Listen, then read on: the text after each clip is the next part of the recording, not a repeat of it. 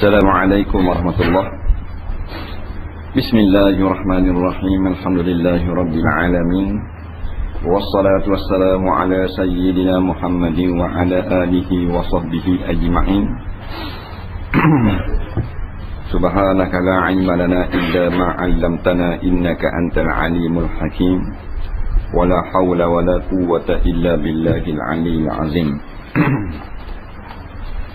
Kitab Kasyful Ghaibiyah muka surat berapa?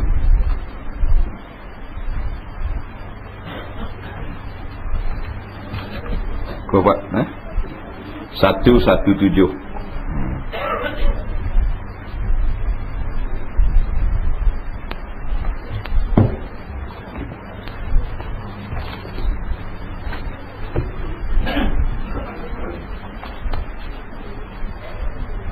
Kat mana ya?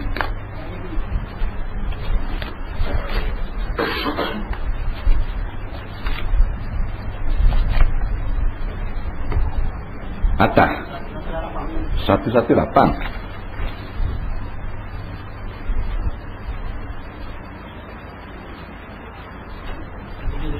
Tujuh. Pasal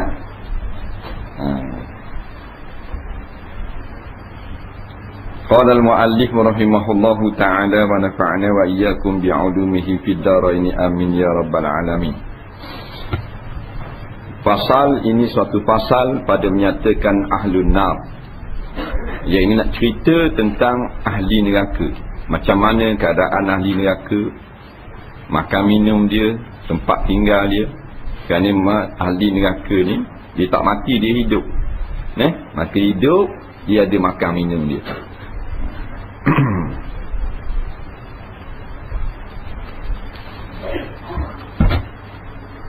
Dan makanan mereka itu dan minuman mereka itu. Nak cerita makan dia.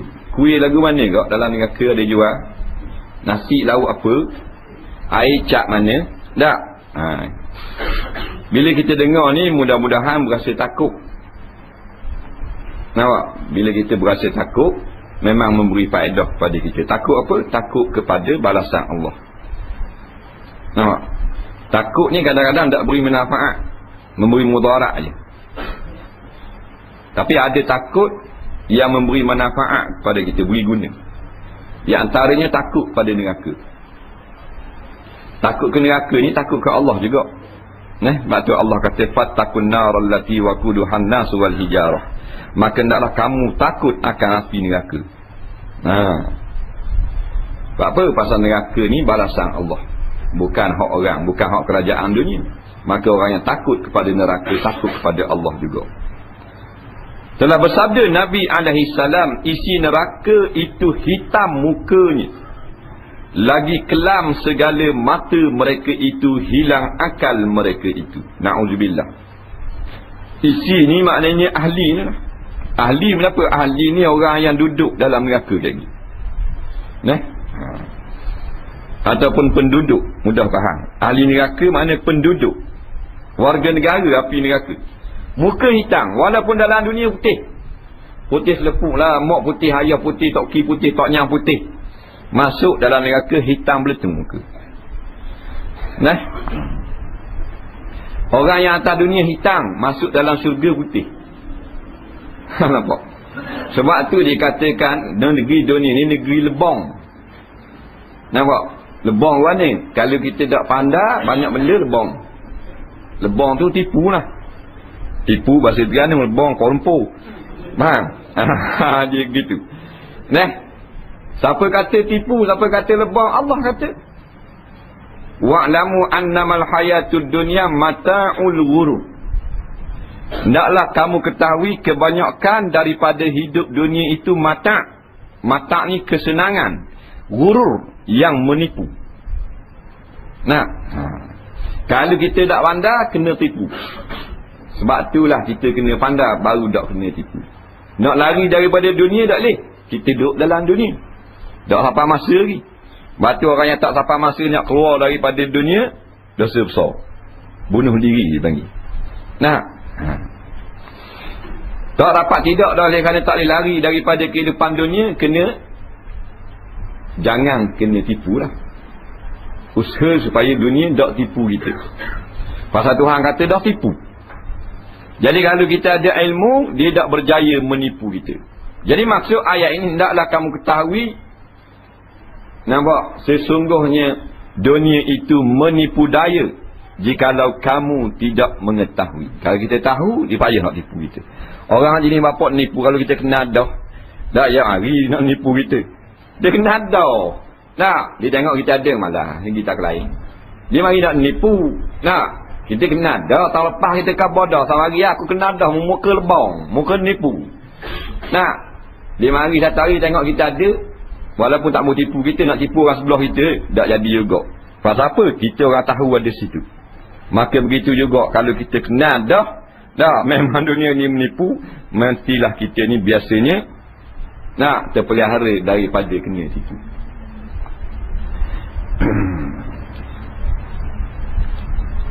Dah apa kaitan muka hitam muka putih dengan nipu? Tipulah kalau maknanya comel loteng atas dunia putih lepuk, tiba-tiba hitam peletung. Sedangkan kehidupan di dunia sementara, kehidupan akhirat selama-lama. Jadi hak lebih baiknya hak selama-lama, hak betul. Jadi seolah-olah dia ni sebagai satu lakonan saja mukanya putih padahal mukanya hitam. Nah,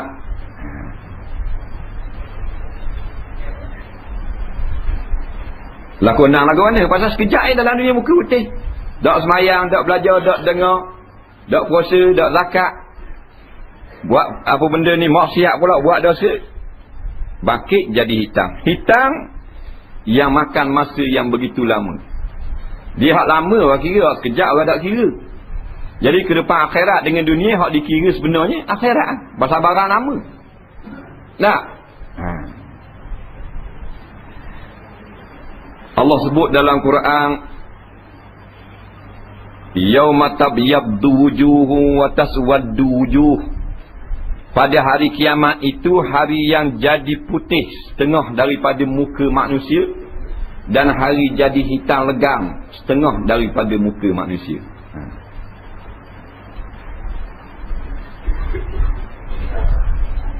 Dan kelam ia ini buta segala mata mereka itu. Mata jadi buta walaupun celik. Oh, terang sangatlah dalam dunia, tapi tak semayang, tapi tolak kebenaran, menyebelahi kebatilan, hidup dalam dunia, duit punya pasar. Nah, mendiamkan segala perkara yang tidak benar.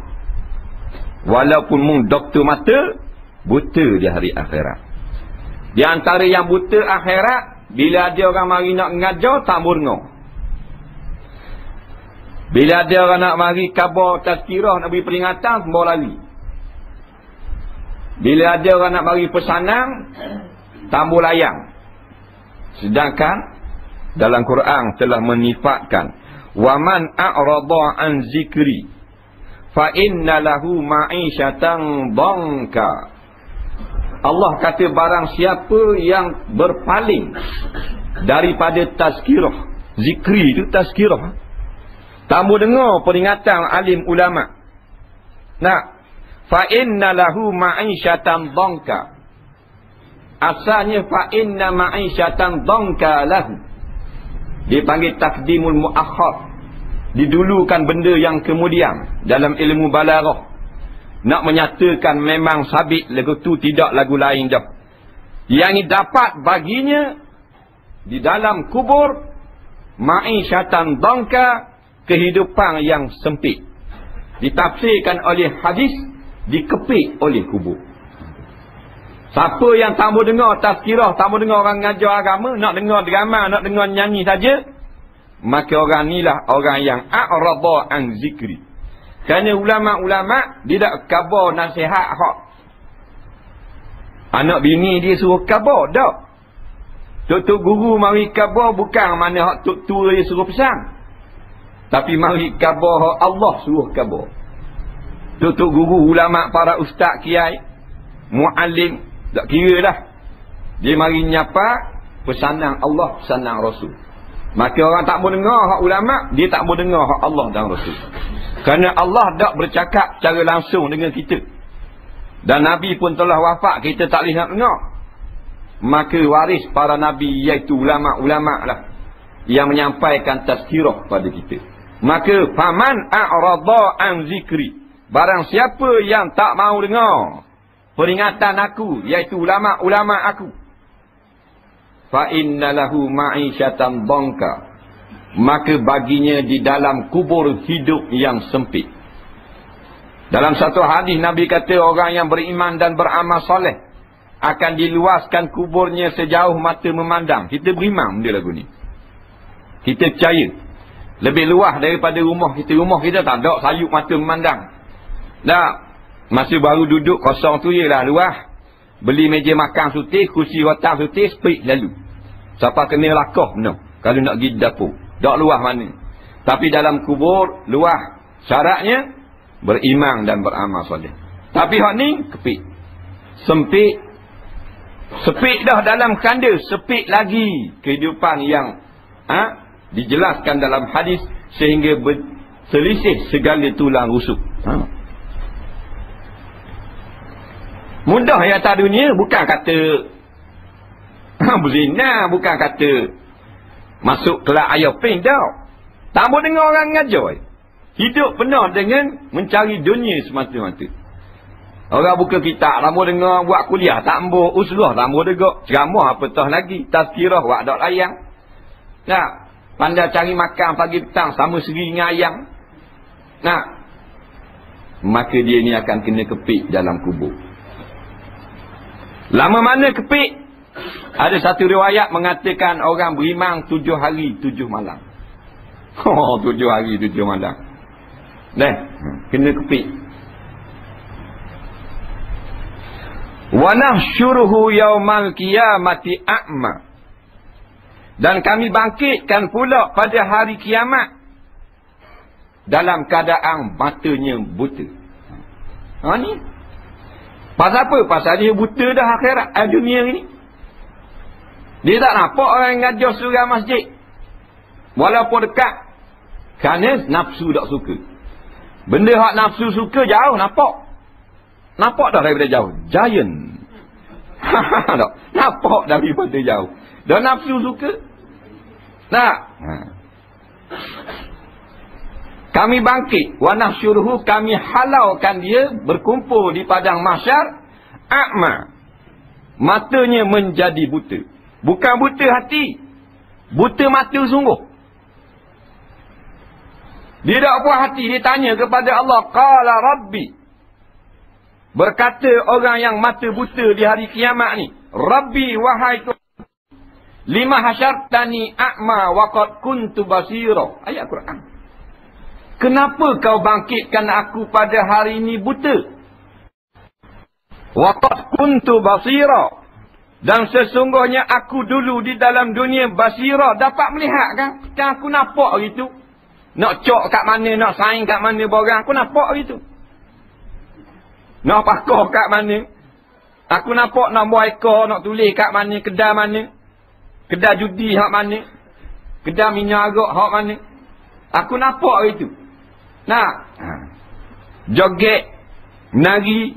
Aku nampak aku boleh pergi kan hari itu.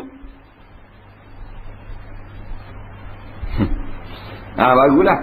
Lepas tu dia kata yaumal qiyamah yusamma yauman nadimah. Hari kiamat itu dinamakan juga hari nadimah. Hari nadimah ni hari menyesal tak sudah. Nampak? Menyesal tak sudah. Kita menyesal dulu dah.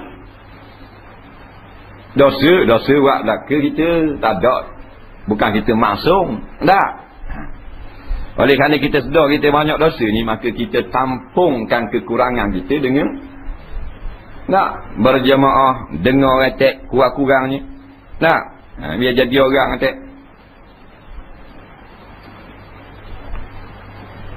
Allah jawab, kadzalika atatka ayatuna fanasitaha.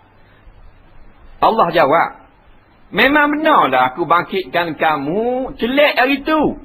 Mu tak buta. Hak buta makjing. Mu celek hari tu. Aku tahu sejarah mu celek. Daripada kek sampai besar tak pernah buta.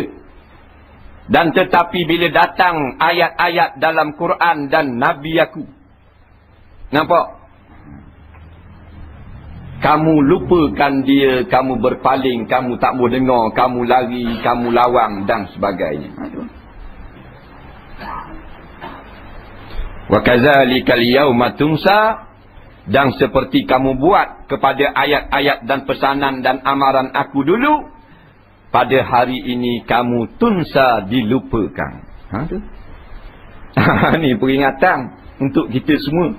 Nak tak jadi rugi kalau kita dengar ayat Quran, tak rugi. Nah, tak rugi. Jadi kau molek ada. Nah, ayat Quran ni syifaul linnas, penawar bagi segala manusia. Obat yang paling mujarab, bukan kekek Kementerian Kesihatan. Yang paling mujarab Quran. Nampak? Syifaul linnas, menjadi penawar kepada penyakit segala manusia. Penawar. Dia obat besar kali Quran lah. Sebab tu orang ngajar Quran. Pasal apa dia ngajar penawar yang paling besar.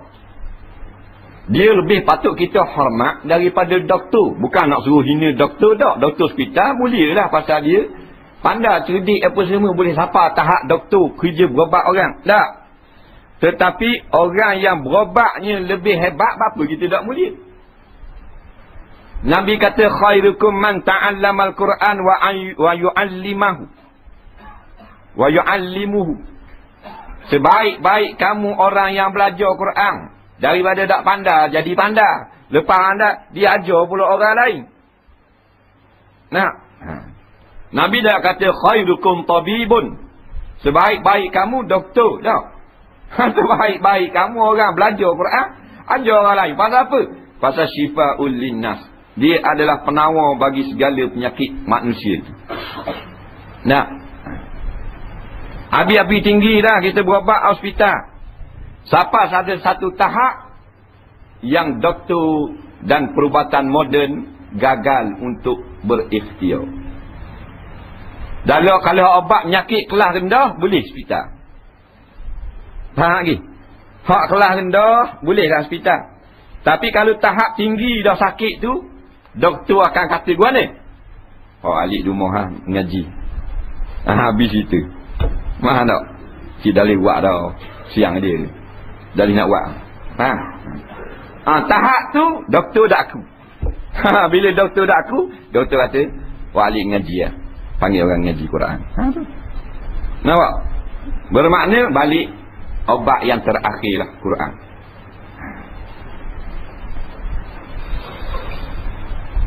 Dan mereka hilang akal, mereka itu akal menjadi hilang macam orang gila. Bukan gila, kerana mabuk kesakitan huru-hara dalam api neraka.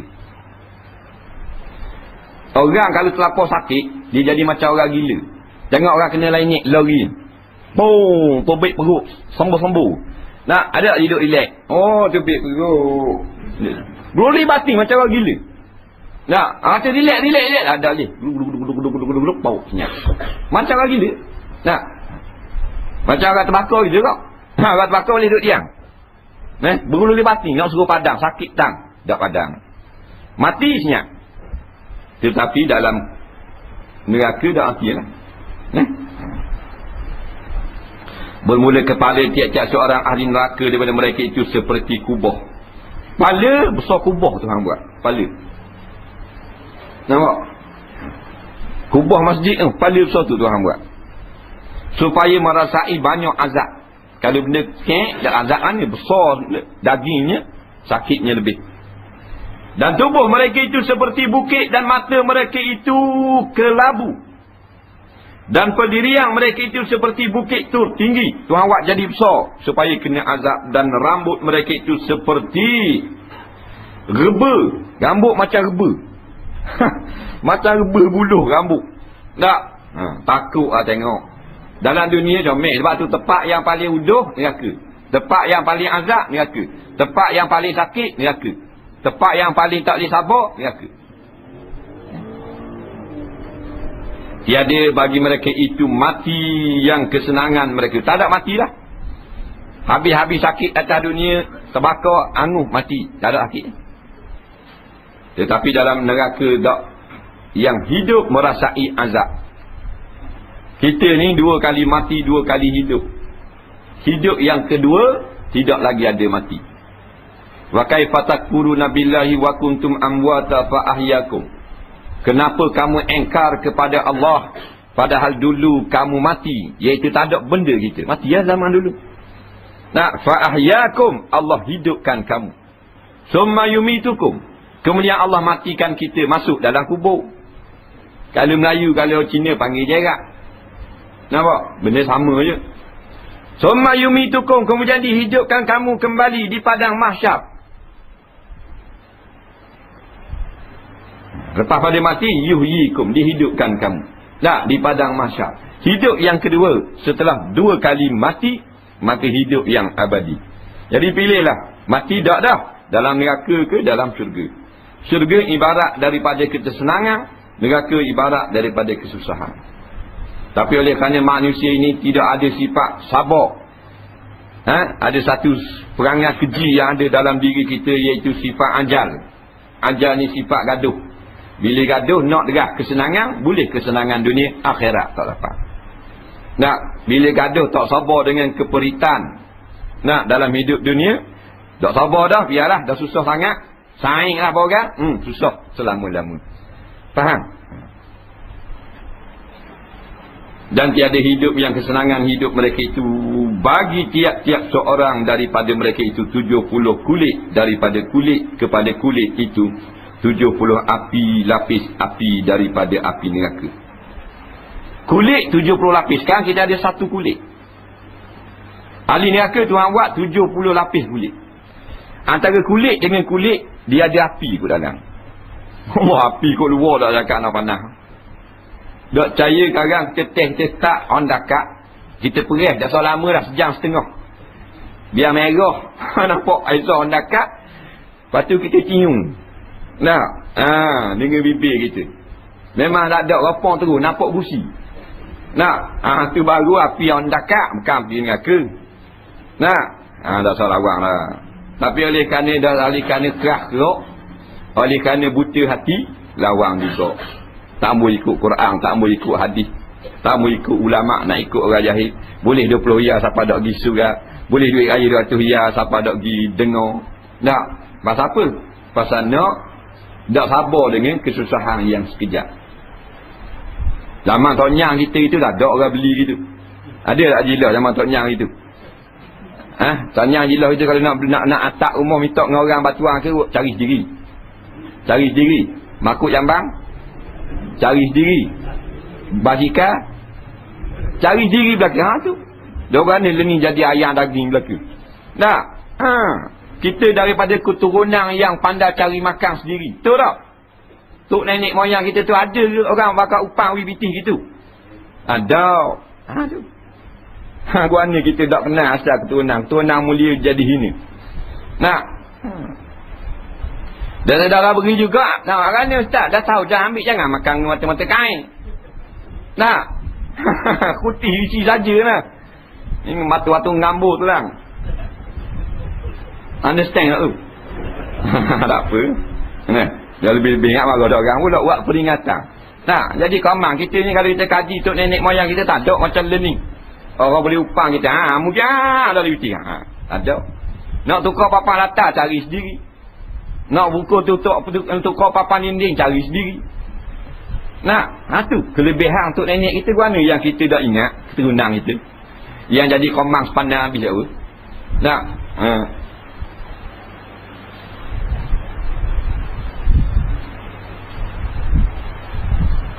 antara kulit dengan kulit pula Tuhan isi dengan api neraka. Dia kita sakit ni pada kulit. Pada daging tak sakit dah. Sebab tu kalau kita ambil jarum kita cocok. Macam doktor cocok kan. Nah, injection dia panggil. Dia cocok tu masa dia tok atas kulit tu sakit tu. Masa dia tekan tu. Bila cerak masuk, tembus kulit, masuk dalam daging tau. Sakit. Pasal apa? Pasal sakit tu duduk di kulit. Dalil Allah sebut dalam Quran, kullama nadijat juluduhum baldannahum juludan ghairaha liyazuqul azab. tiap-tiap kali ahli neraka itu tercabut kulit mereka itu, maka kami tukar kulit baru pula supaya merasai sakit. Dalil mana tak ada kulit tak sakit. Ini kajian ulama'-ulama'. Nah, batu Tuhan buat 70 lapis kulit. 70 kali sakit. Tambah sakit. Nah, ikutlah Quran dengan hadis. Nah, dia tak pandai baca pun, tapi ikut Quran selamat. Dan kalau pandai baca ikut lebih baik, boleh pahala baca pula. Nah,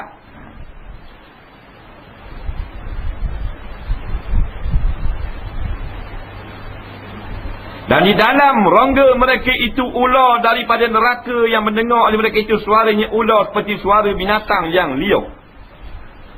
Allah letakkan dalam perut ular. Ular yang berbunyi macam rimau. Macam Natalia, macam rimau.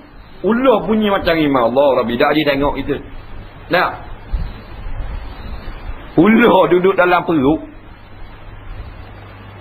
Dan dengan beberapa rantai dan belenggu. Gari ada, rata ada. Diikat akan mereka itu, dan dengan beberapa pemukul besi dipukul akan mereka itu. Katok kepala dengan besi belaka. Dan atas muka mereka itu dihela, mereka itu ditarik dengan muka nerak tanah. Oh, sakit kalau arik kita. Orang arik kita muka sembang tanah, lepas tu arik kaki. Dah jauh lagi kat batu surat ni. Nak rapang muka. Nah, kalau dalam dunia ni pesalah-pesalah diheret oleh polis. Nah, tak hebat mana. Jalan kakinya macam biasa. Dan gari pun tangan. Tak ada apa-apa, gari sejuk ni. Jari akhirat bubuh di tangan tinggal tulang. Gari daripada besi api neraka. Tinggal kaki tu tangan. Heret dengan rata pula. Muka sosong tanah. Nah. Oh, gari dunia penjenayah senyum. Nah. Muka tak kena tupik bubuh dengan supik dunia. Tentu ya. Tak nampak muka. Akhirat habis. Orang kenal belaka. Dalam bersabda Nabi alaihissalam, bermula segala miskin isi neraka itu menyerulah oleh mereka itu, "Hai Tuhan kami, telah meliputilah dengan kami oleh azab." Dan padahal mereka itu dipenjarakan mereka itu di dalamnya, di dalam neraka. Dia belebel pula. Kami ni dah cakap dah kena azab ni. Dia seru Tuhan dia. Lagi dibelenggukan mereka itu dengan belenggunya neraka. Diikat pula dengan besi jaring api neraka. Jika diam mereka itu tiada dikasihani akan mereka itu. Dan jika sabar mereka itu nescaya tiada dilepaskan akan mereka itu. Kalau diam tak bisi bangga pun Tuhan tak lepas, tak tolong. Nah, kalau sabar pun tak lepas juga. Kerana sabar ni bukan di alam akhirat. Sabar-sabar dalam dunia. Nah, semayang ni dunia. Akhirat tak ada semayang dah. Nah, di padang mahsyar nak semayang Tuhan tak benar. Tuhan tak benar. Hanya seorang dibenarkan tunduk sujud kepada Allah, Nabi Muhammad sallallahu alaihi wasallam, ketika nak minta syafaat ulul uzma. Nampak? Faslul qada dia panggil.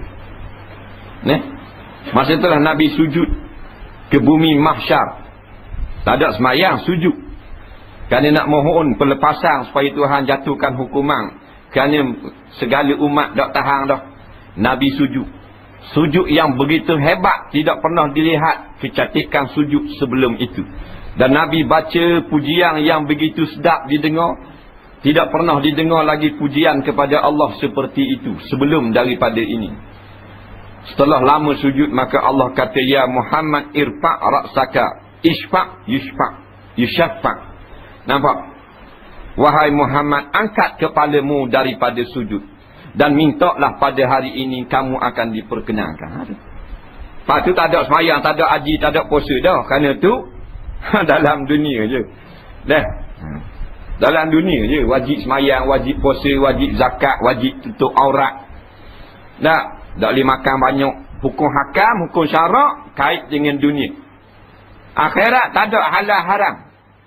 Nah, dalam syurga tak ada halangan-halangan. Nak makan Allah pergi banyak mana. Dunia tak boleh. Kerana melampau batas haram. Kulu makan olehmu. Washrabu minumlah kalau dahaga. Wala tusrifu. Jangan menebeng-nebeng berdoa lalu. Akhirat tak ada hal. Dalam surga sekali adat lembu 70 ekor sekali muat seorang. Faham tak? Tak ada apa-apa. Pasal apa? Kerana tidak memberi mudarat. Dalam dunia banyak memberi mudarat. Sakit perut. Akhirat makan tak sakit perut. Kerana bukan untuk mengenyangkan. Pasal makan bukan kerana lapar. Tapi makan kerana bersedap-sedap.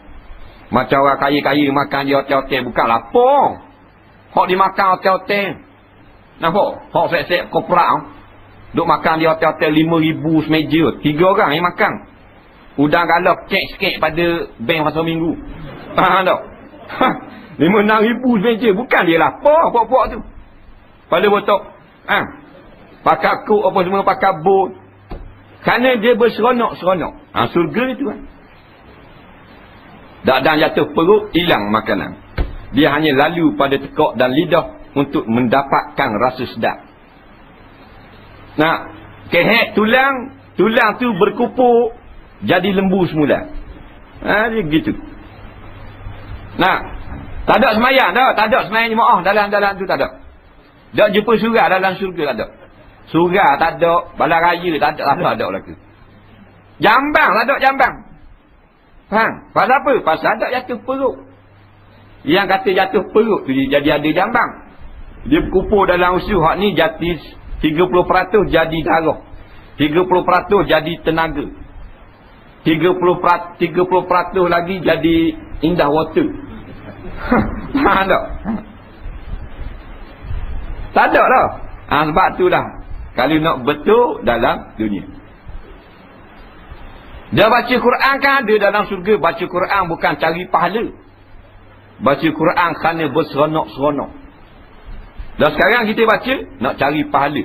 Mudah-mudahan pahala kita lebih daripada dosa. Bila ditimbang. Itu tujuan ni. Dan baca Quran di akhirat. Akhirat bukan kerana cari pahala.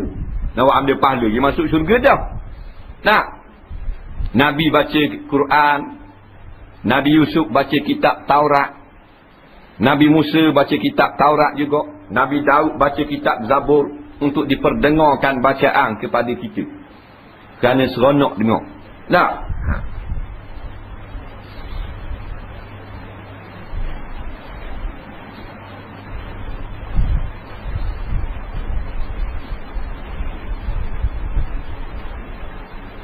Dan jika menyeru mereka itu nescaya tiada dijawab, akan mereka itu menyeru oleh mereka itu dengan wail. Bila panggil Allah, Allah tak paling, tak jawab pun. Akhirnya mereka kata, wail, wail, celaka dah hari ini, binasa dah kita hari ini.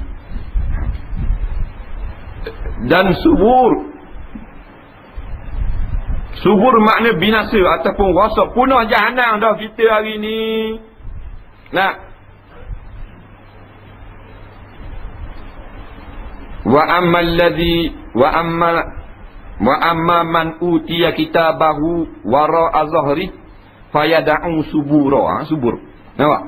Barang siapa yang boleh suratan amalan kok pihak belakang, yang ini banyak dosa daripada pahala, maka dia akan menyeru dengan perkataan subura. Itu dia akan kata, punah dah kita hari ini, jeng kreng dah kita hari ini. Jahanam dah kita pada hari ini. Dan hina diperserta mereka itu dalam satu rantai, kekal mereka itu lagi menyesal, lagi berpanjangan azab mereka itu. Lagi picik sempit tempat masuk mereka itu, lagi mengalir danau mereka itu, terbuka aurat mereka itu. Danau tubik air tubuh, air perut, air kotor, air kecing, tubik berkubang-kubang tubik. Air yang paling kotor ialah air yang mengalir daripada kemaluan penzina. Orang kaki zina, keluar danau, keluar air kotor daripada kemaluan dia. Bau dia paling busuk. Busuk dah busuk sampai ahli neraka lain komplain berlaku. Sebut dalam hadis. Ahli neraka lain komplain. Nampak? Apa benda yang busuk sangat. Padahal ini neraka busuk dah. Tapi dah busuk lagi. Tak. Dan terbuka aurat mereka itu telanjang bongeng. Telanjang bongeng. Soyok habis kain-kain. Pasal apa? Pasal dia telanjang dalam dunia. Nak. Dia telanjang sangat dalam dunia. Nak. Akhirat kat gini tak apa. Tuhan buka habis kain-kain. Dalam surga jangan main pakaian. Gelang saja sampai ke tiuk perempuan. Allah gelang sampai ke tiuk. Nak. Rengang tidak ada berat. Kalau atas dunia mah sampai kat tiuk 2 kilo. Nak dah boleh nak ramahnya dah. Sembah muka dalam besennya. Dah. Tapi oleh kerana di akhirat ini dia rengang bukan mah daripada tanah bumi, mah daripada syurga. Rengang tidak ada berat. Nampak? Berkilau-kilau, berkilau-kilau. Permata, macam-macam jenis permata. Nak. Penuh dengan pakaian. Yang paling komang sepanas cak ayang sekali pakai mahkota. Nampak? Yang ditatah dengan mutiara. Ni hak cak ayang sekali dalam surga. Bukan para nabi ni. Nak. Lawa pakaian ni. Nah. Dalam neraka telanjang bongeng habis. Diberi pakai baju, tapi baju daripada minyak tar api neraka. Belaking. Kotiron belaking api neraka. Oh, belaking minyak tar tu. Orang tuang sirang atas jalan tu. Dia tertiram mandi kali. Dia tengok ada orang buat tar baru, dia balik pakai kain sahang. Tak, dia duduk tu. Memang jadi orang minyak tu. Jadi dada tu. Cabut habis kulit-kulit. Nak, tar api neraka lebih hebat lagi. Lagi berubah warna mereka itu. Warna tubuh tak jadi macam orang dah. Kerana apa? Terbakar dalam api. Apa jua yang kena api dia berubah warna. Jika getah beli jamai-jamai RM6 semeter. Boh dalam api tak jadi dah. Nak kereta khayok habis. Kereta lawa-lawa cuah minyak gas bakar tak lawa kan. Dia akan tukar warna. Bermula yang celaka itu berkata, mereka kata, hai Tuhan kami telah mengerasi atas kami oleh celaka kami. Yang ini kami dikalahkan oleh perangai tak baik kami. Dan adalah kami kaum yang sesat. Sesat, baru kata sesat. Learning, dia tu. Nak, orang buat maksiat dia tu. Yang jahat kita, cara hari. Kelek porong masuk dalam rumah hak tina, pah ke dalam bilik. Tak, dengan baju tak pakai, luar tak pakai. Lepas tu kita hak dak buat maksiat ni tengok dia buat maksiat. Dia kata kita pula mulut jahat. Kata dia buat maksiat. Jadi kita pula jahat. Faham tak? Ini akhir zaman. Nah. Orang balik dengar, dia kata ni pokok sesat ni. Mari dana ramai, mari kat dengar kat tok guru. Oh, mari kat orang sesat. Nak buat guna ke dia?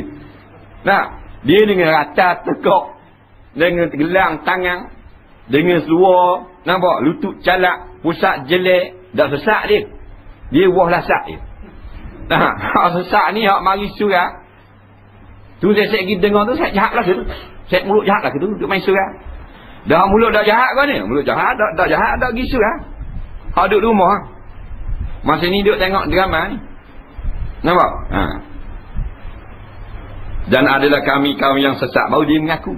Tak guna dah lah. Macam penjenayah yang telah ditangkap oleh polis. Tamu buat dah catuk. Tamu buat dah lepas. Maaf lah. Tak buat dah datuk dah. Boleh takat dah. Tak. Hai Tuhan kami angkat olehmu daripada kami akan azab. Punya kami itu percaya. Tak tahu azab lah kami jadilah sakit dah. Kami percaya dah. Tak boleh lagi tu. Berimang ni daripada dalam dunia. Dah mati tak terima dah lah. Nak mati tak terima dah. Walaupun duduk atas gerik di jasad. Tak jauh lagi dengan neraka. Ni dalam neraka baru nak kata berimang. Sebagaimana Tang Sri Fir'aun.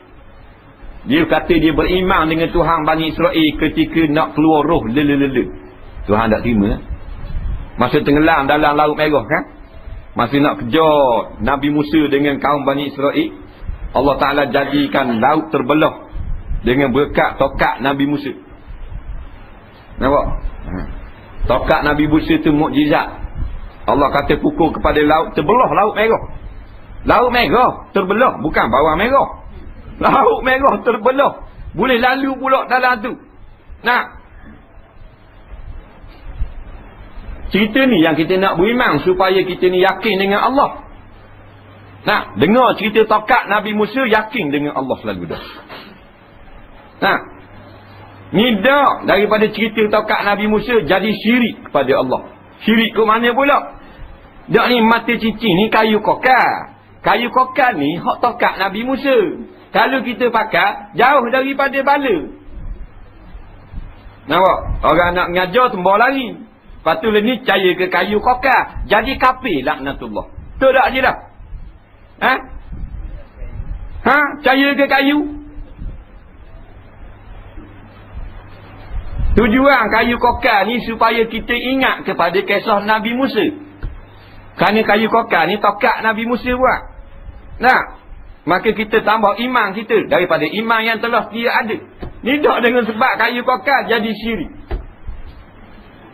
Ambil asutir. Nampak? Ular dah ketik ni.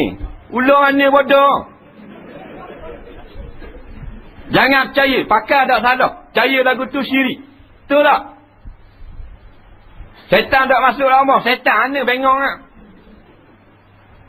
Kalau setan tak masuk dalam rumah dengan sebab kayu kokar dia mata cicing, Nabi pesan lama dah. Tapi Nabi kata, nampak?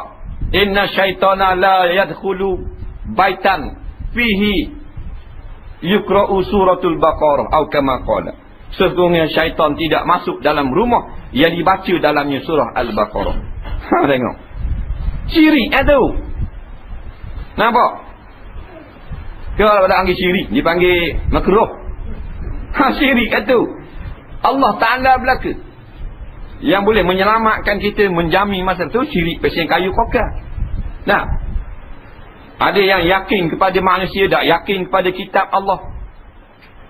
Yakin manusia boleh menjamin masa depan. Tulis di tepi-tepi jalan, menjamin masa depan anda. Nampak? Daripada nombor 937 bertukar kepada 2010. Nombor baru 3 ke Magna naik kepada Toto pula 4 ke. Faham? Tak faham tu ramai tak tahu kala benda 937 cikgu. Kota Keramu ni kuat politik. Dah. Cikgu tak kena tukar dia. Telah bersabda Nabi wallahu a'lam. Kita ada beberapa soalan.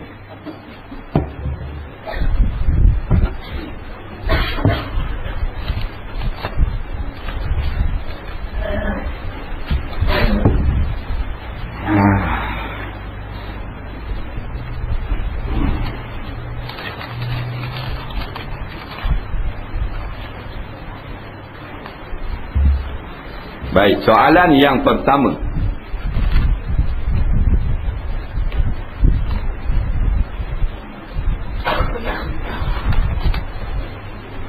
Isteri saya ingin bekerja dengan majikan lelaki Islam, tetapi dalam pejabat hanya ada 2 orang pekerja sahaja. Isterinya saya dan majikannya. Kadang-kadang isteri saya perlu keluar ke tapak projek dan majikannya berdua dengan kereta.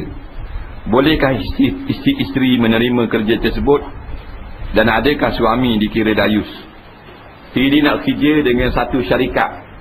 Syarikat yang ada seorang je bekerja, iaitu tuang punya syarikat. Lepas tu ambil bini dia jadi 2 orang lah bekerja syarikat tu.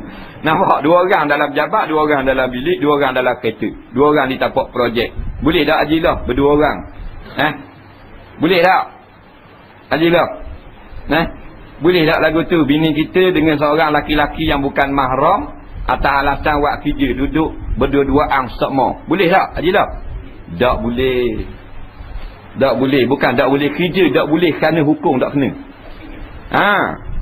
Dia boleh nak duduk gitu. Nampak? Teka-teka yang tertentu darurah dia panggil. Ni dalam keadaan sama-sama 8 jam sehari, tambah 4 jam pula dapat time. Dah boleh lagu tu. Teka-teka tertentu ni maknanya bukan maknanya sekalian kita buat. Tak, dalam keadaan seperti itu.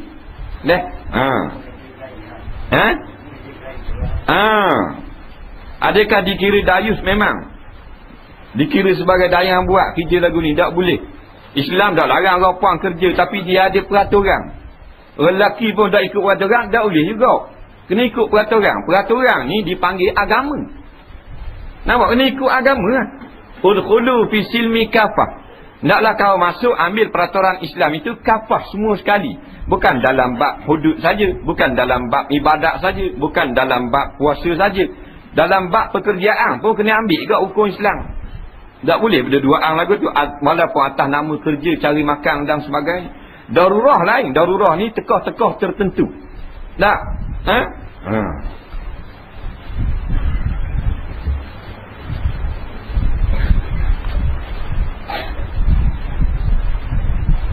Apa hukumnya orang yang kata perkara sunat je, kalau tak buat bukannya boleh berdosa. Tapi yang saya pelik, perkara wajib pun dia boleh tinggal. Ni bila saya nak beramal di bulan puasa, buat perkara sunat, itu solat tarawih, dia kata macam tu geram sungguh. Kalau kata dia nak marah, kalau kata hati kita, tak kata hati kita jadi sakit.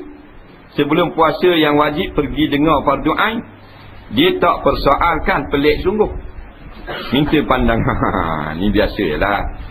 Dia tak buat hak fardu, lepas tu bila kita nak buat hak sunat, kita kata perkara sunat, dia kata sunat je, bukan wajib. Dia wajib pun tak buat juga. Ini biasalah, setengah daripada orang jahil. Tak, batulah kita nak berkata kena ada ilmu. Kalau tak ada ilmu, diam saja. Nampak? Wa yang bagi lil jahili ayaskuta wala yang bagi lil alimi ayaskuta. Yang sepatutnya bagi orang yang jahil, diam, jangan bercakap. Dan tidak sepatutnya bagi orang yang alim itu diam. Nampak? Dia gitu. Orang alim tak sepatut diam. Orang alim, orang jahil, diamlah. Jadi betul dia kata, memang perkara sunat tak buat, memang tak dosa, betul dah. Kerana sunat-sunat ni ma la yu'aqabu tarikuhu wa yusabu fa'iluhu. Perkara yang kalau kita tak buat, tak berdosa pun.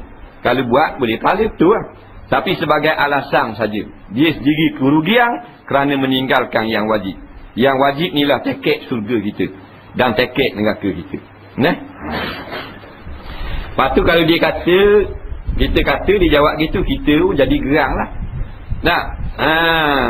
Dia pun nak marah kalau kita. Bila dia nak marah, maka kita kata ke orang lain pula. Sebab bukan dia seorang je kita nak ajak perkara kebaikan, melainkan anak kita. Anak kita tak boleh berhenti lah. Anak kita walaupun tak mau dengar hari ni, kata juga esok. Kerana kita bertanggungjawab atas dosa pahala dia. Ada pun kawan rodong, dah kita kata dia marah, tak, kita kata ke orang lain pula. Mudah-mudahan orang lain nak dengar. Kerana kalau seorang tak mau dengar kita, mungkin 2 orang lain nak dengar kita.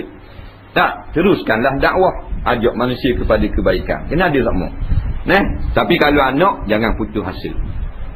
Khabar sama suruh buat baik. Walaupun dia ketua gangster, suruh buat baik juga. Kerana kita terlibat dengan masalah dia di hari akhirat kayak gini. Gitu. Bolehkah daging korban dibahagikan 8 dengan tukang sembelih sebagai upah? Ni jawab sama dah, tak boleh lah. Kerana yang Nabi kata kambing seorang saja boleh. Yang unta, lembu, kerbau 7 orang boleh. 8 tak boleh. Kurang daripada 7 boleh. 6 orang saja ada, tak boleh. 5 orang saja tak cukup 2 orang boleh. Yang tak boleh lebih daripada yang Nabi buat, iaitu 8 lebih daripada 7 tak boleh. Tak. Dah nak upah orang tukang korban, upah fitih Nampak? Jangan upah dengan daging korban. Kata Sayyidina Ali, nahnu nu'tihi min indina. Kami tak beri upah dengan daging, kami beri upah harta kami sendiri. Dia gitu. Minta 10 riyal seorang, buat tambahan upah tukang lapah dengan tukang sembelih. Tak, 7 orang 70 riyal, bagi 2 orang 35 riyal seorang. Dia 35 riyal seorang, dah 2 orang tukang buat kerja. Tak, 35 riyal seorang, tambah juga dia kata murah, tang kepala lembu kepala. Nampak? 35 riyal tu tambah lagi, sekejap je buat kerja. Tak, boleh gunting dengan baik-baik, tak ada masalah. Yang kedua, sebab apa jawab salam jadi wajib? Hikmah dia sebab apa? Kerana orang mendoakan kita. jadi balas kebaikan ke orang itu adalah wajib. Nampak? Kita maknanya beri hutang ke orang tak wajib. Tapi kalau kita orang beri hutang pada kita, wajib kita bayar. Maka jawab salam ni macam bayar hutang lah. Macam bayar hutang. Lepas tu beri hutang sunat je. Tak wajib kita beri hutang ke orang. Siapa nak hutang ke aku ha? Tak ada. Tak, umpamanya sunat kita beri hutang. Bila kita beri hutang kepada dia, wajib dia bayar hutang kita. Nampak? Kerana kita buat satu kebajikan, sebagai satu tabarruk yang tak semua orang nak buat. Begitu juga dengan beri salam, kita telah mendoakan dia dengan kesejahteraan dan keselamatan dunia dan akhirat. Assalamualaikum. Dengan mubtada khabar, walaupun dengan rupa khabar, tetapi maknanya insyaiyah. Maksudnya doa. Ya Allah, ya Tuhanku, aku berdoa pada kamu sekalian supaya Allah selamatkan kamu. Nampak? Iaitu dunia dan akhirat. Maka wajib balas budi orang dengan sedikit lafaz Waalaikumsalam. Jadi wajib. Nampak?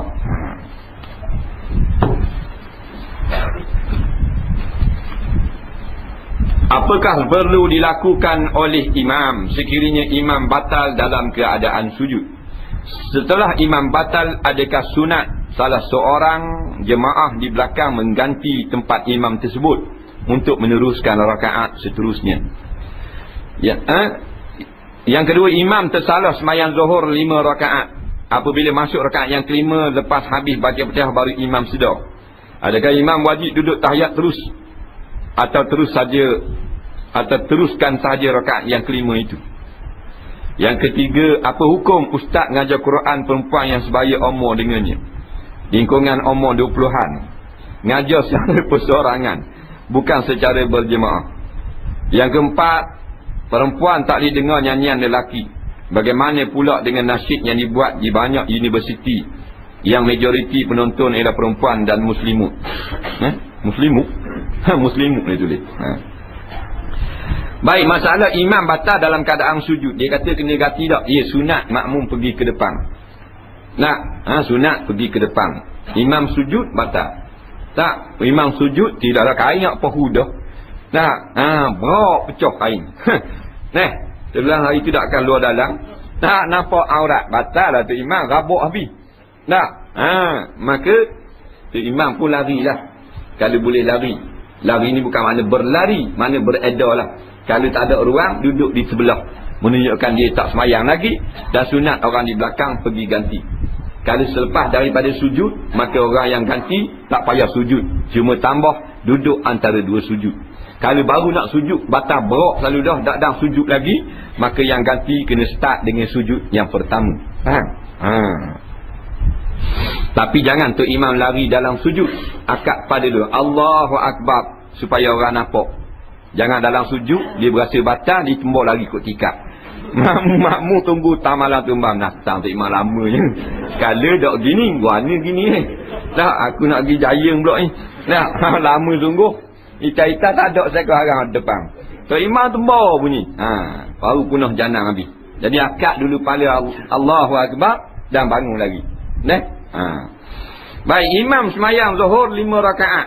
Lepas pada Fatihah rakaat kelima baru teringat kena duduk baca tahiyat ataupun habis rakaat kelima. Bijak ke orang ni tanya.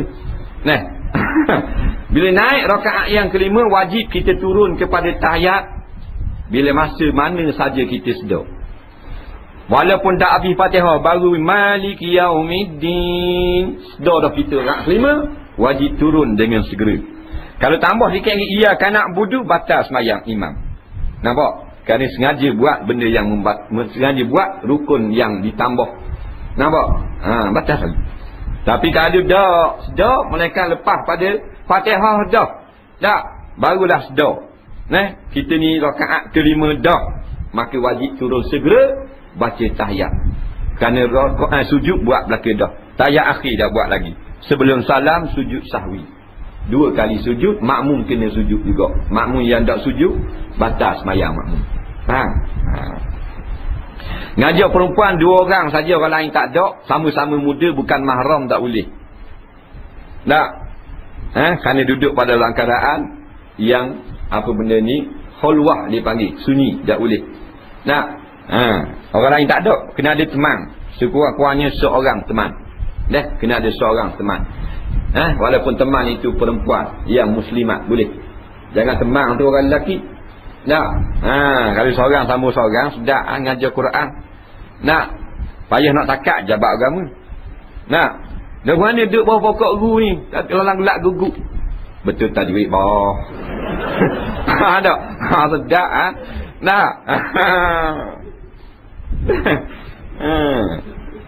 tak boleh. Walaupun tak ada niat nak buat maksiat, kerana menimbulkan fitnah. Perempuan tak boleh dengar nyanyian lelaki, bagaimana pula dengan nasyid yang dibuat oleh universiti dan majoriti penonton ialah perempuan dan muslimat. Orang puang bukan kata haram dengar suara laki-laki, tak haram. Yang haramnya laki-laki dengar suara orang perempuan menyanyi, mengulik-ngulik tak boleh.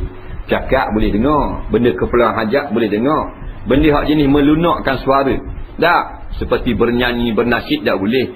Ada pun orang lelaki bernasyid, orang perempuan tak haram dengar menurut pendapat yang ramai di kalangan ulama, kerana suara orang laki-laki bukan aurat. Sebab tu boleh orang laki-laki boleh musabaqah, boleh jadi qari memperdengarkan bacaan, boleh melaungkan azan, boleh jadi imam. Orang perempuan dengar ada hak. Tak apa. Walaupun nyanyi lagu tak haram juga. Kalau perempuan dengar, syaratnya perkataan lirik itu tidak haram lah. Lirik yang tidak haram. Orang lelaki nyanyi, orang puang dengar, tak haram. Kalau lirik yang haram, haram dengar. Haram bukan kerana suara, kerana lirik itu nampak boleh mengundang syahwat.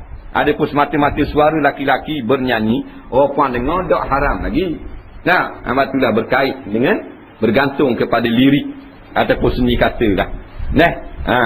Lagu itu sendiri. Lagu Jalur Gemilang tak apa dengar. Lagi nyanyi. Perempuan tak boleh lah. Perempuan tak boleh. Bang haram orang perempuan. Tak usah kata menyanyi. Sebab tu penyanyi-penyanyi dalam TV tu, dalam radio tu wajib kena taubat dengan segera tu. Penyanyi-penyanyi wanita. Kena taubat dengan segera. Kerana orang lelaki dengar. Orang lelaki beli CD dia dengar pula. Tak boleh itu, haram tu. Soalan seterusnya.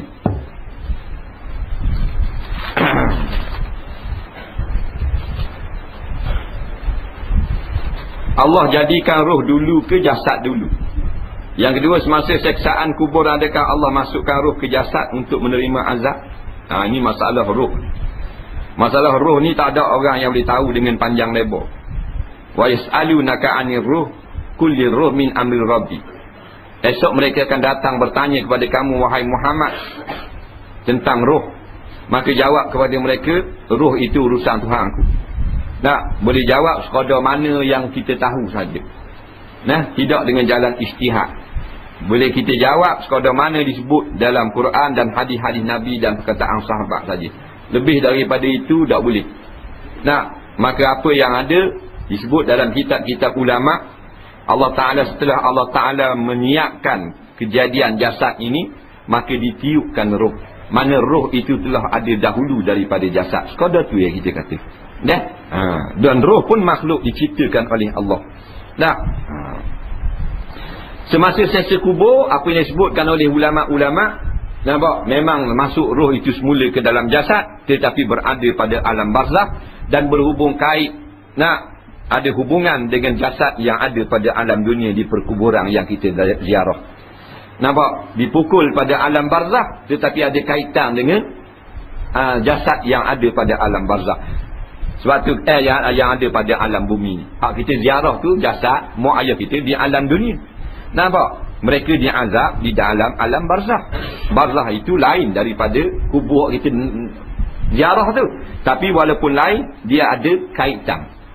Nampak? Sebab tu kita duduk membaca Quran, istighfar di kubur mak ayah kita dapat meringankan azab roh mak kita yang berada di mana saja. Sama ada berada pada alam barzakh yang gaib daripada itu atau di mana saja. Dia ada kaitan. Dan memang disebut oleh ulama, maka roh selepas daripada dicabut, nampak, dan duduknya dekat dengan kain kafan di sisi mayat. Apabila sampai masanya nak masuk malaikat mungkar wa nakir, Allah kembalikan roh ke dalam jasad untuk mengembalikan, untuk menjawab soalan-soalan. Nampak? Cuma berlaku khilaf ulama setengah ulama berkata bahawasanya masuk dalam kesulian jasad. Dan ada pendapat yang kedua mengatakan, nampak, hanya sekerat jasad, iaitu setakat untuk duduk dan menjawab soalan sahaja. Itu tak penting. Yang penting roh dan jasad lah yang akan menerima soalan-soalan dan juga nikmat ataupun azab di alam barzakh.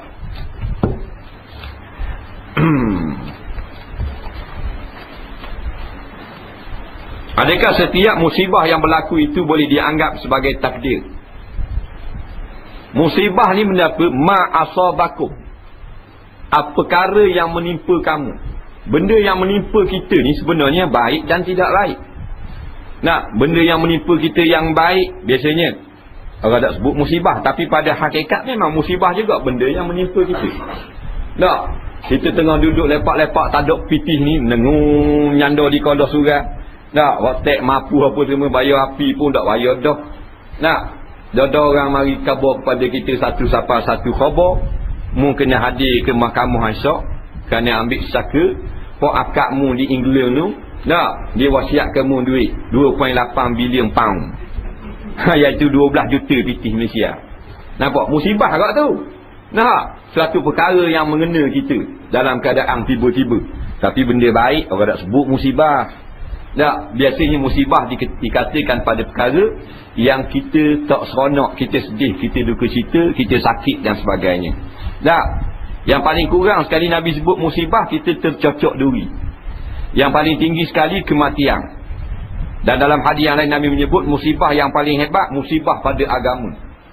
Rosak agama, jadi fasik, jadi murtad dan sebagainya. Tak, sebab itulah musibah dikaitkan dengan perkara yang tidak menggembirakan kita. Kematian, kesakitan, kemalangan, kehilangan, kecurian, kebakaran dan seumpamanya.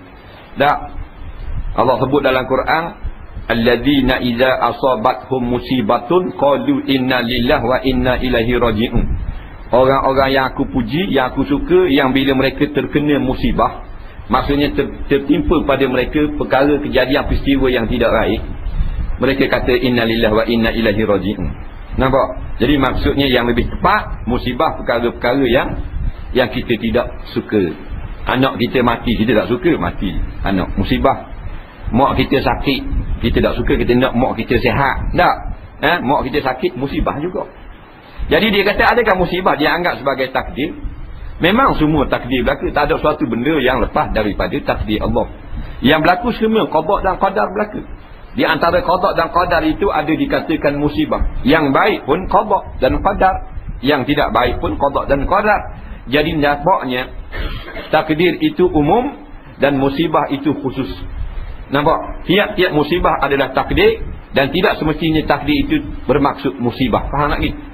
Kadang-kadang Tuhan takdirkan dengan kaya, bukan musibah. Tuhan takdirkan dengan naik pangkat, Tuhan takdirkan dengan dapat isteri, takdirkan dengan dapat kerja, takdirkan dengan dapat anak, takdirkan dapat berjaya, berniaga dan sebagainya. Takdir, tapi bukan musibah. Nampak? Jadi segala perkara adalah takdir. Cuma pada akidahnya, kita simpan dalam hati kita, apabila kita berlaku perkara yang tidak baik, maka kita salahkan diri kita sendiri. Nampak? Ada sebab dan musababnya. Kesilapan yang kita buat di masa lalu yang mungkin kita tak nampak, kita kata lagu tu, Allah suka kita kata lagu tu. Nah, tapi kalau kata perkara yang baik berlaku kepada kita, jangan kata hak kita. Kita kata ini daripada Allah Subhanahu wa ta'ala. Padahal hakikatnya kullum min indillah, semua daripada Allah Ta'ala berlaku. Nah, pinjaman 60,000 kena bayar 120,000, dikira riba. Adakah berdosa besar mereka yang membuat pinjaman itu? Adakah Islam membenarkan pinjaman seperti itu kerana seseorang terdesak? Pinjam 60,000, bayar 120,000, sekali ganda bunga. Nampak? Berdosa lah. Inilah yang dikatakan riba, jika disyaratkan dengan membayar lebih. Tapi kalau kita bayar lebih itu tidak disyaratkan daripada asal, tidak dikatakan riba. Bahkan sunnah Nabi, orang kita itu hutang 50,000, hutang kita bayar itu lebih sikit. Nah, bayar 51,000. Ini tak saja lah hadiah. Boleh tak tu? Tak ada syarat daripada awal. Nah, kemudian yang makan riba ni pihak bank lah. Tak, kita yang beri pinjam haram Tapi yang paling kuat dosa-dosanya pihak yang makan riba. Kita ni haram bukan makan riba, kita beri dia makan. Kita ni haram di sebuah muamalat yang dilaknat oleh Allah. Muamalat yang diharamkan oleh Allah, kita masuk juga buat, situ dosa kita. Tapi dosa yang paling hebat, dosa orang yang makan bunga tu. Iaitu pihak bank, pihak ceti, pihak alung, pihak marat, pihak yang tukang beri pinjaman. Nah, walaupun kita ni yang buat pinjaman, kita berdosa juga. Tapi kita tak sebesar dosa dia yang makan riba tu.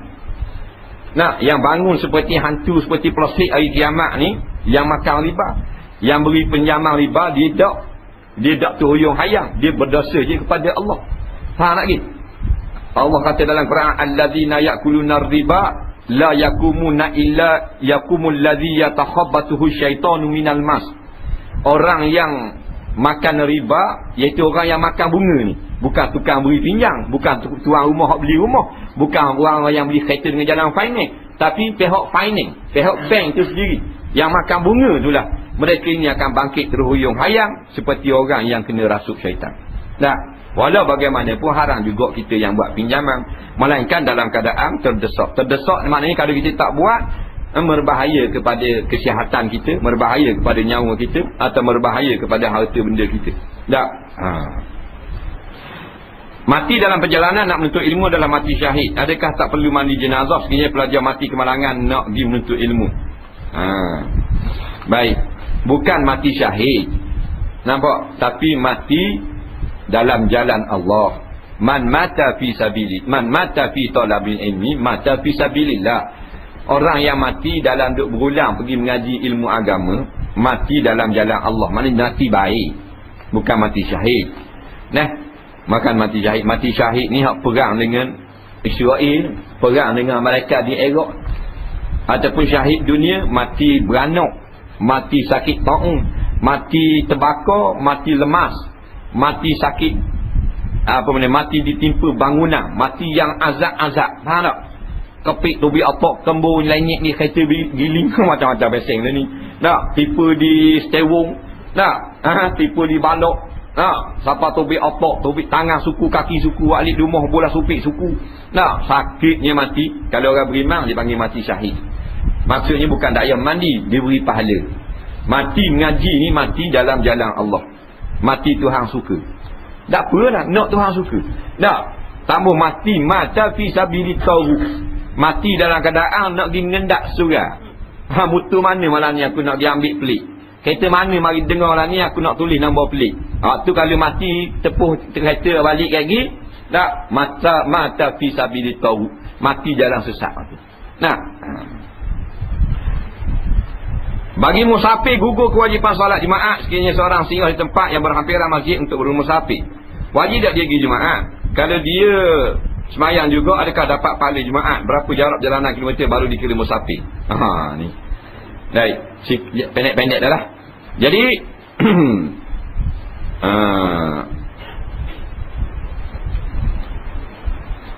kalau kita bermusafir, sebelum daripada masuk, kita keluar musafir tu sebelum daripada masuk waktu subuh pagi jemaah, maka gugurlah kepada kita kewajipan hadir solat jemaah. Kerana kalau kita musafir tu lepas daripada fardu jemaah, lepas masuk waktu subuh, maka tetap lagi wajib kita berjemaah walaupun kita boleh bermusafir. Nampak? Ada orang kata haram musafir lepas pada subuh. Salah, bukan haram musafir. Boleh musafir tapi kena jemaah. Bukan dari musafir, kena jemaah. Kalau sebelum subuh, lepas jemaah. Tak? Dah perjalanan jauh mana? Lebih kurang 56 batu dan ke atas. Nak 56 batu dan ke atas. Bukit Bauk lah. Dia nak pergi Bukit Bauk. Nak jumpa JKK di Bukit Bauk tu. Dia mari. Jadi 56 batu boleh. Kalau nak pergi di mana Dungu tak dia baru 50 batu. Tak boleh.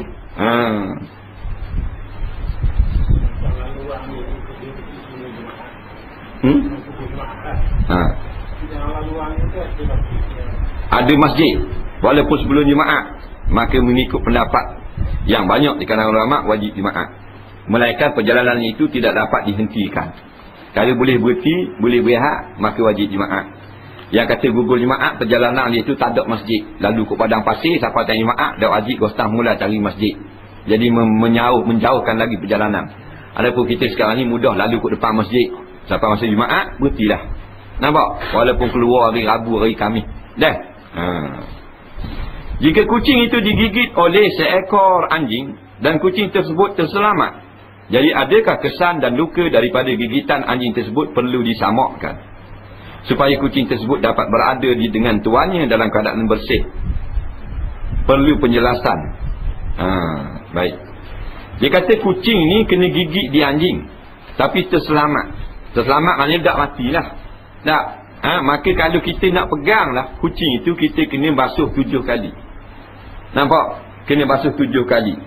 Bila tu kalau kena air liur anjing tu. Kalau gigit saja air liur tak kena. Nampak? Umpamanya payah, biasanya kena air liur. Kalau tak kena air liur ni, gigi saja, giginya kering. Kucing pula kering baru sudah mandi. Tak, umpamanya kering sama kering tak lekat. Tapi biasa bila gigit, maka lidahnya terkena kepada tekak kucing tu. Maka cucurlah sekali dengan air tanah dan 6 kali dengan air pahit. Jadi bersih. Supaya kita nak pegang kucing, nak kepong, nak apa boleh. Tak naik duduk atas lembek atas apa kucing kan. Jenis duduk dengan orang, dia tak duduk bawah katil, atas katil. Tuan rumah tidur bawah katil, dia atas katil. Tak, dia gitu. Wallahu a'lam. Jadi hari Selasa ni bulan Syawal lagi tak? Hari Selasa ni kita buat jamuan hari raya lah. Ada duduk khabar 5-6 orang dah minta, biarlah dia nak buat juga. Jamuan hari raya. Jadi orang puan wajib bawa kuih raya belaka. Wajib. Tak bawa dosa. Orang lelaki wajib makan belaka. Tak makan dosa. Boleh tu. Buatlah, buat barulah. Banyak tak ke lepas bila besen-besen ngepuk telur. Tak jadi mana beli baru telur 5 teh pula, beli tepung baru pula. Tak. Untuk jamuan hari raya surau kita. Tak, bagi tunjuk kuih, bagi tengok siapa jadi kuih. Masa ni kita nak tunjuk hebat kan. Tak, awak mari banyak-banyak. Biar tak 8 teh pun 3 teh seorang, tak apa kek. Dia gitu. Lepas tu orang lelaki tu kalau ada duit lebih, buat kuih lah, beli kuih, buat mari juga boleh. Hari Selasa ni kita pakat makan. Tak ada buat-buat apa, pakat makan, ambil berkat bulan Syawal. Bismillahirrahmanirrahim. Alhamdulillahirabbil alamin. Wassalatu wassalamu ala sayyidina Muhammadin wa ala alihi wa sahbihi ajma'in. Allahumma anfa'na bima 'allamtana wa 'allimna bima yanfa'una. Rabbana zidna 'ilma, rabbana atina fid dunya hasanah wa fil akhirati hasanatan wa qina 'adzabannar. Wa sallallahu sayyidina Muhammadin wa ala alihi wa sahbihi wasallam. Walhamdulillahirabbil alamin. Assalamu alaikum warahmatullahi